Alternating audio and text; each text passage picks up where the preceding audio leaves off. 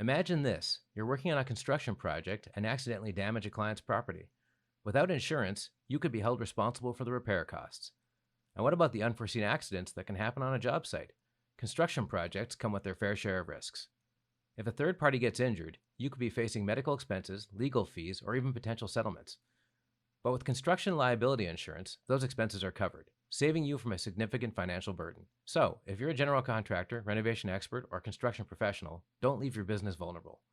Nail down the low-cost construction liability insurance you need and get a certificate of insurance quickly. And get a free quote now by visiting zensurance.com/save35. Zensurance is Canada's leading source for small business and construction liability insurance.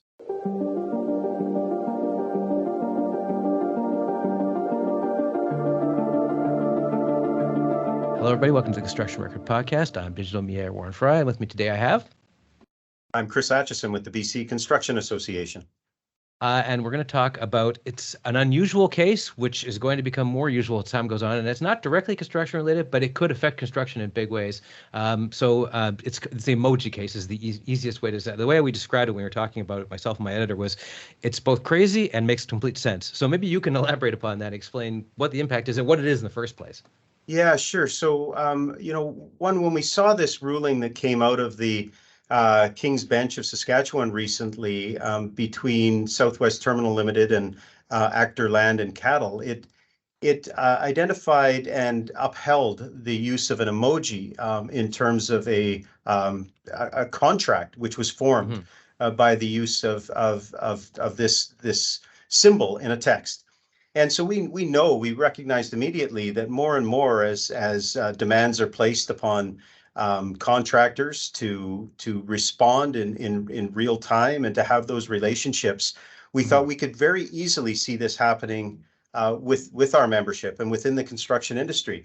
And so we thought it was more of a public service to acknowledge that these types of project management processes can happen on a daily basis across the thousands of contracts that exist in the construction industry in British Columbia, and more as an awareness issue to not try to stifle this form of communication, but to be aware of the consequences of just being rather casual with it. Really keep in mind that when you're having a discussion via text and trying to move things along, where conversation bridges into contract. And knowing that this case exists should just give everyone a little bit of a sense of pause on exactly what it is that they are articulating through that text before they hit the reply button.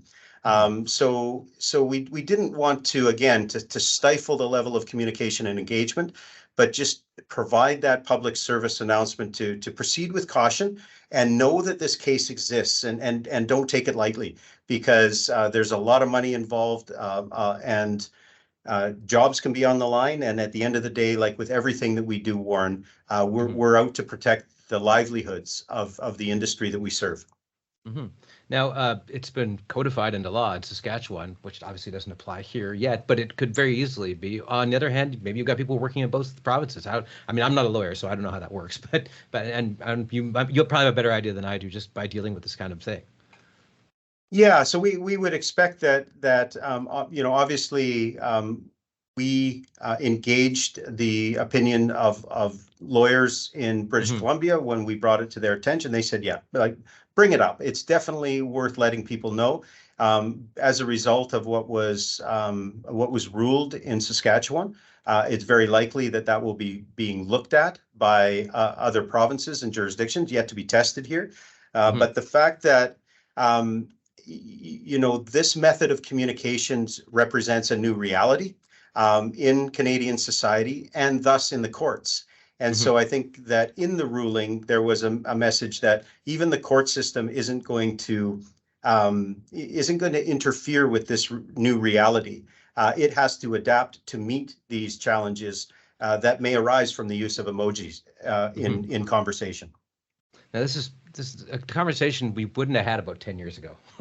So it shows how fast things are going. And also it's an age-related thing too, because I would imagine, I don't know what the particulars in this case, but younger people are more apt to use emojis, right? And older people, presumably, not to be ageist or anything, but I'm old too, will misuse them, or it'll be misinterpreted by young people who use them in different ways. These symbols can mean different things to different people, although a thumbs up is kind of an obvious one. But you see what I'm saying here? Like it complicates things. Yeah, absolutely. I think we've all got that that gap between, there's some youthful people in our lives that are communicating almost entirely with emojis.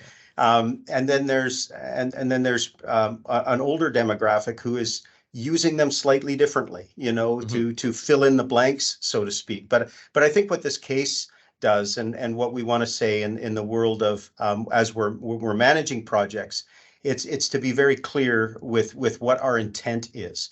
And when we can't be clear, we need to be clear with our words. And we run the risk, if we choose to use a handshake emoji or a thumbs up emoji, or or just be glib with text like "yeah, you bet" or "gotcha."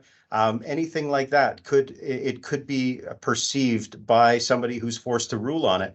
And there is, I do think we have to remember that in construction, a lot of times things do go before the courts. Unfortunately, that's the type of industry that we're involved in. Is we're not encouraging of litigious process, but there's so many examples of contracts that do need to have some sort of adjudication or lawyers involved. And the less that we leave open to that ambiguity or left open to interpretation, the better off we all are, and the better off that contractors can protect themselves. And at the end of the day, that's what we want to make sure that we pass along, is be aware of all potential pitfalls, and don't discourage any form of communication, but know that communication means something. And just going back to cultural issues, like with construction, maybe it's an unfair stereotype, but it's looked at as a less formal, people just agree on things and then they build something. That may not be the actual case, but that's how it's looked at. So is this kind of a wake-up call in that sense? Or am I completely falling into a stereotype here? Yeah, no, I think it is. Like, I think it's worth mentioning that there, we often talk about, not too long ago when companies existed and thrived and succeeded based on handshakes. Exactly. Right. Yeah. And now we've moved into more of a formalized structure, again, to protect the livelihoods of those people. There are more and more lawyers involved in helping to manage contracts through complex projects. There's much more money involved and there's a lot to protect. So what we see with this is almost a reversion to a time where things were done on a handshake. Now we've got phones that have our entire contracts, and we're communicating quite casually about significant investments that private and public owners are making through our industry. So I find that there's a hint of irony here, is that we're going back and upholding things that are a virtual handshake or a virtual thumbs up because we've given a word to something. And so if the legal system is going to acknowledge that use of technology stands up like a handshake would have 50 years ago, then we just need to be aware of that, that not everything needs to be, blue ink signed and hard copies exchanged. So as to really protect folks. So eyes wide open, protect yourselves, know that technology is evolving very quickly, and really everything that we do, we need to be thinking very seriously about it, but also not holding up the process as well. Okay, Chris, I think that's as good a place as any to end it with that warning and encouragement to the industry. Yeah, you bet. Yeah, exactly. Just be ready to adapt and be prepared, and we'll keep bringing examples like this forward because I think the more people have information about just slight little aha moments, just to make sure everyone stays on their toes with the projects that we have underway. Okay, great. Thank you. All right, Warren, thank you so much. And up next, Journal of Commerce staff writer Evan Saunders interviews Sheri Andrews-Key, the Director of Microcertificate Programming at the University of British Columbia's Faculty of Forestry, about use of microcertificates to better allow industry to learn about topics such as climate vulnerability, natural resource management, and other sustainability studies. Here's the interview.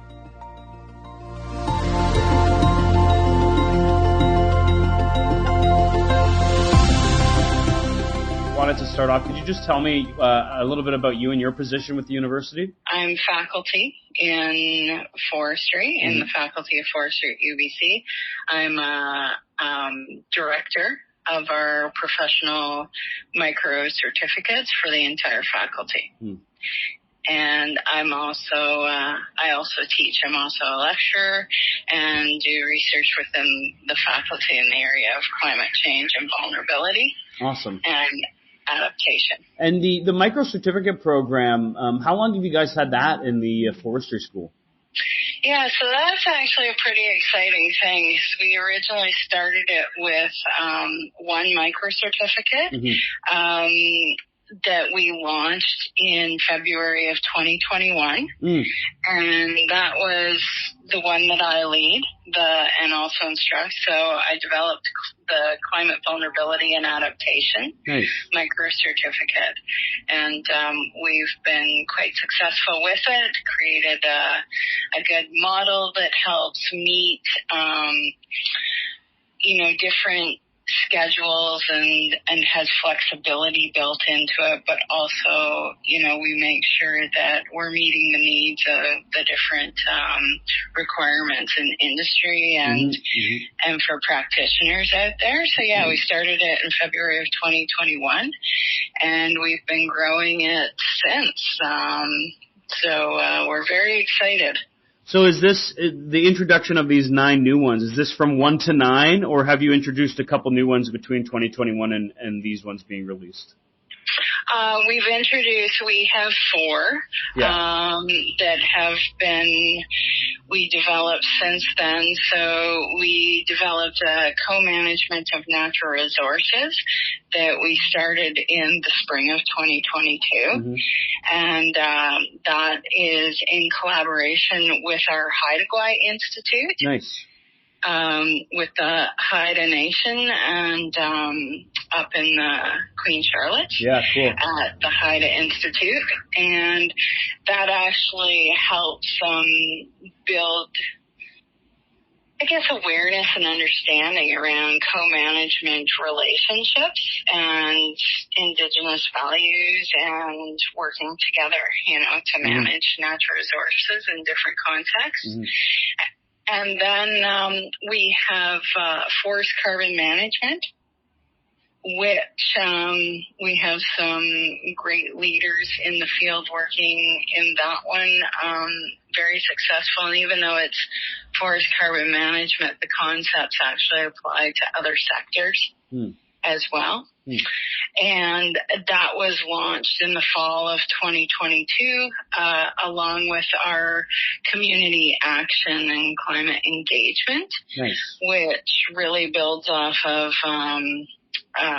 Stephen Shepard's work, who is he's a retired professor now, but Stephen's very well known in the area of urban and community forests for working in building climate awareness and capacity more at that grassroots level. This program is so new. I mean, having the micro certificate sounds to me like it was maybe a bit of a reaction or grew out of the pandemic. Well, actually, it was an idea that I had proposed to UBC originally about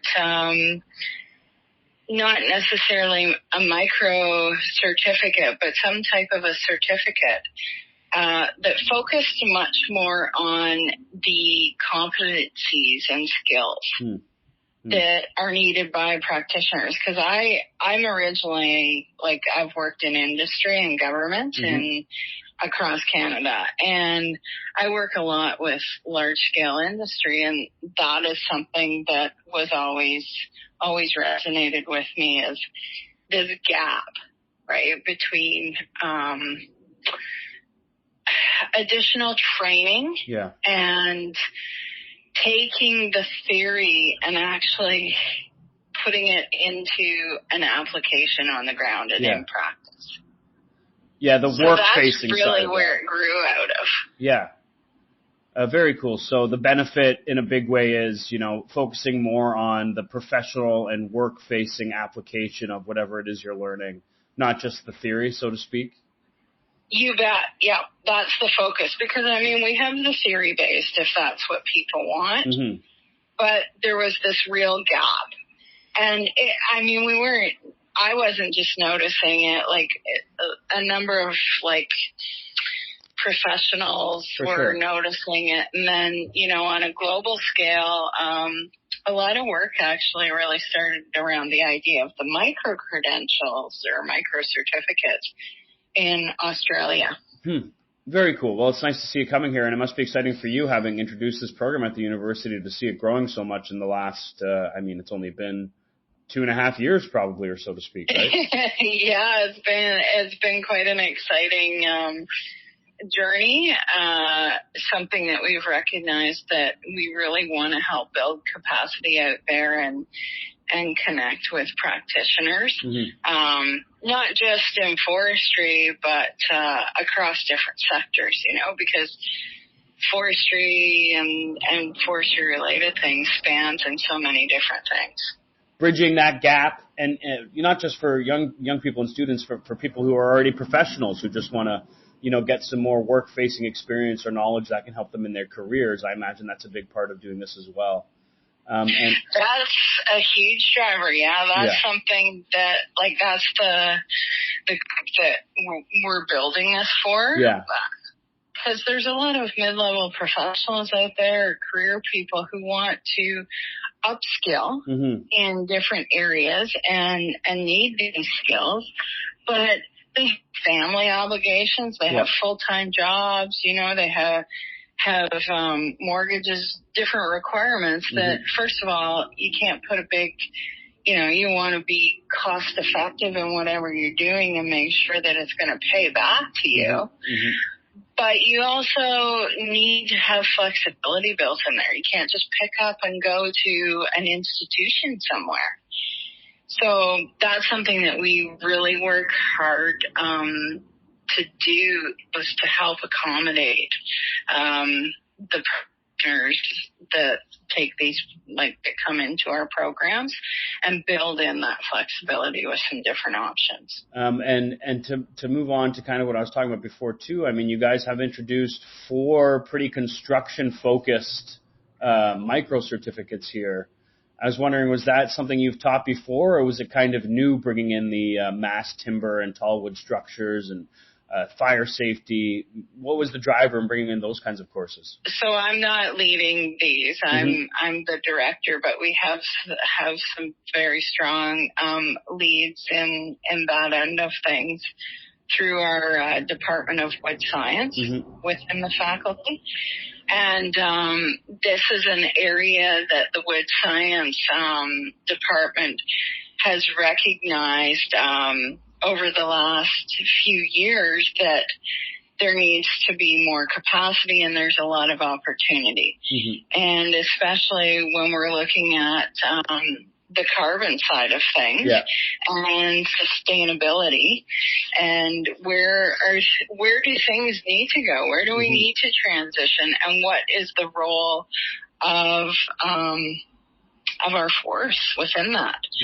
So it's really been looking at building that capacity within our wood science to focus on these types of things that we, through market research and and feedback from the different professional associations for architects, engineers, in the construction industry, also for things changing, not just in Canada and North America, but even at the international scale, with requirements around building.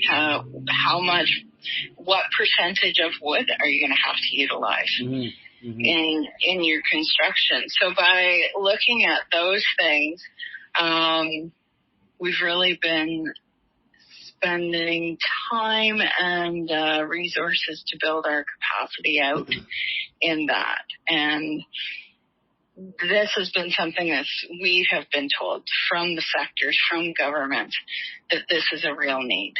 So we're like, how can we help meet that? Sounds to me like you have a focus on sustainability and climate change adaptation. Do you see optimism in terms of going this route?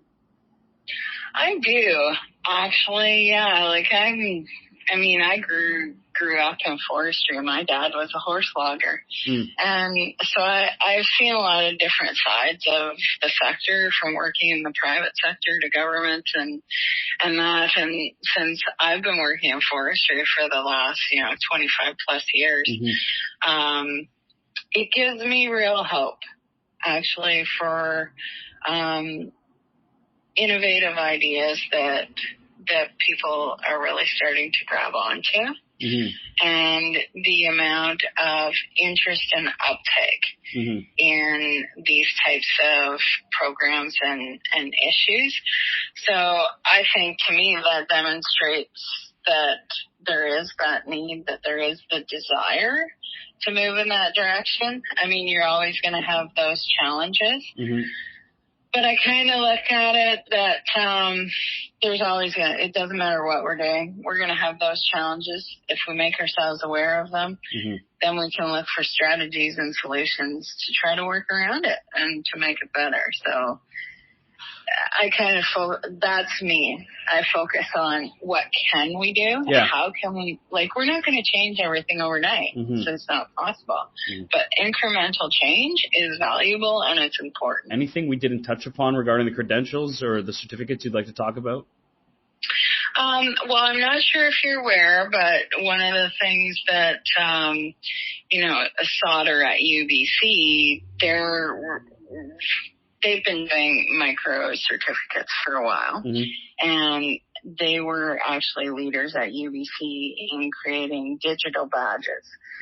So we actually have digital badges with all of our micro certificates, and so I think that those are a really key piece for learners, and also for prospective employers looking for people. Because those digital badges, they can be put on LinkedIn, those things, and then you can choose the drop down and actually see the skills and competencies that people have gained by doing these micro certificates. And I think that that's a really valuable piece, because what we do is we really look at specializing the assessments to the specific skills and competencies that we want learners to get. So it's very connected. In there, it's not sort of that more, post-secondary often has that, the learning outcomes and that. We specifically really take off those layers and say, okay, what is really needed? Actually, maybe a question I should have asked earlier, but just in general, how does the certificate work? Is it online any time of year? Is there kind of a rolling entry and it starts, September 1st and goes until December? Yeah, so we actually offer them twice a year. And we have a fall session which starts in October and ends at the beginning of December. And then we have a winter-spring session that starts in February, early mid-February, and ends at the beginning of April. And in that, the micro certificates, so one certificate would have a total of 4 courses. Each course is 2 weeks in time. Okay. And so it takes approximately, for each course with the micro certificate, it takes about 15 hours of learner time. And that includes everything, like any reading materials, any assignments, the lectures. So we have lectures on there that are pre-recorded. But we have what we call the coffee hour, where we have a 1.5 hour session each week. It's optional, and we record it so that if you can't attend, you can watch it after. And so within those 2 weeks, it's flexible. Like, you build it into your own schedule. Cool. When you want to put in the time. Cool. And then we have assessments in that. But, you know, like often I'll have, you know, I've had chief foresters, people from different parts of the world, like Icelandic Forest Service in my program. And they've, you know, oh, Sheri, you know, I can't meet this deadline. Can I have an extension? We have the flexibility built in there to allow that because we know life happens. Yeah. So with that, you could make the choice. Say you wanted to start this fall, you could register, take all 4 courses within that time frame. So it'd start at the beginning of October, you take 2 courses, then you have a week break, and then you take the next 2 courses. And then you're done the micro certificate. Or you could register for 1 or 2 courses at a time as it fits your life. And you have, so if you register this fall for 1 course, you have 2, from that date, you have a full 2 years to complete the entire micro certificate. Oh, cool. And then, you know, we've had, you probably wouldn't put this in your article, but just so I can explain it to you. I might. We've had students, you know, that have had deaths in the family or like major life events happen while they're taking the courses. They've registered for all of them. We work with them and move them into future sessions. Yeah. And we don't charge for that. Very nice. We do it at an additional cost because we want people to understand that we're here to work with them and to have that flexibility.